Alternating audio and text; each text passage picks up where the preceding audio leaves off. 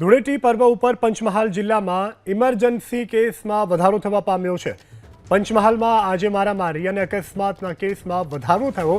પંચમહાલમાં મારામારી અને અકસ્માતના 30થી વધુ લોકો ઇજાગ્રસ્ત થયાના ઇમરજન્સી કોલ મળ્યા હતા। 108 મારફતે તમામ ઇજાગ્રસ્તોને સારવાર માટે ખસેડવામાં આવ્યા હતા। પંચમહાલમાં ઇમરજન્સી સેવાઓને લઈ અને સ્થાનિક પ્રશાસન દ્વારા અગાઉથી જ તૈયારીઓ કરવામાં આવી હતી। એક્સ્ટ્રા 108 એમ્બ્યુલન્સ પણ તૈનાત કરવામાં આવી હતી અને આજે ધૂળેટીનો પર્વ હતો, જેને લઈ ઇમરજન્સી કોલ્સમાં પંચમહાલમાં વધારો થવા પામ્યો છે। મારામારી અને અકસ્માત જેવા કેસોમાં વધારો થતાં તમામ લોકોને તાત્કાલિક જ નજીકની હોસ્પિટલમાં સારવાર મળી રહી હતી।